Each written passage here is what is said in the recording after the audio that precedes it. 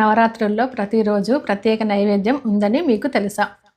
1వ రోజు శైలపుత్రి దేవికి నెయ్యి సమర్పిస్తే ఆరోగ్యం మరియు శాంతి లభిస్తాయి. 2వ రోజు బ్రహ్మచారిణి దేవికి పంచదార సమర్పిస్తే సహనం, ఆత్మబలం పెరుగుతాయి. 3వ రోజు చంద్రఘంటాదేవికి పాలు సమర్పిస్తే కష్టాలు, బాధలు తొలగిపోతాయి. 4వ రోజు కూష్మాండాదేవికి మాల్పువా సమర్పిస్తే బుద్ధి, నిర్ణయ శక్తి పెరుగుతుంది. 5వ రోజు స్కందమాతకి అరటి పండ్లు సమర్పిస్తే ఆరోగ్యం, ఆనందం కలుగుతాయి. 6వ రోజు కాత్యాయని దేవికి తేనె సమర్పిస్తే ధైర్యం, శక్తి లభిస్తాయి. 7వ రోజు కాలరాత్రి దేవికి బెల్లం సమర్పిస్తే దుష్ట శక్తుల నుండి రక్షణ కలుగుతుంది. 8వ రోజు అష్టమి నాడు మహాగౌరీ దేవికి కొబ్బరి సమర్పిస్తే శుద్ధత, ఆశీర్వాదం కలుగుతుంది.